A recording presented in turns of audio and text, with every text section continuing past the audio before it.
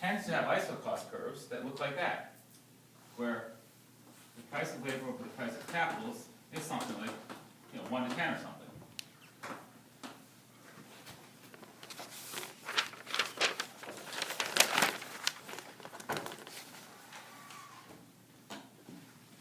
And then, given a typical sort of production possibilities, isoquant, some typical production function for Q100, what do they end up using?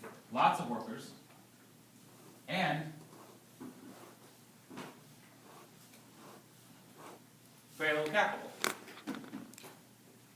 And then the marginal product of labor over the marginal product of capital is low. Or they keep using workers even though the workers aren't actually very productive because they can get them so cheap.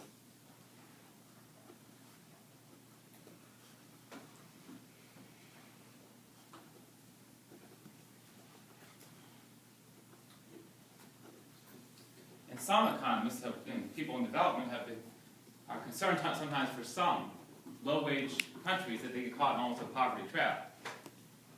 That's what's happening. But essentially the idea that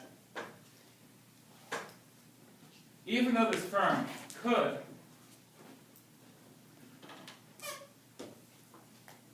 shift out of all those workers, add just a little bit more machinery, and still produce 100, they don't have sufficient incentive to always because they have so many low-wage workers out there.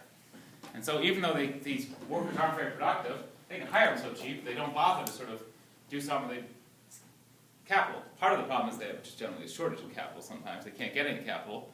And sometimes they don't have as much incentive because to bring on all the necessary, whether it's hardware and software and retail or some kind of service sector, or bring on the machinery, new machinery to help aid the productivity because they have just so many cheap workers around.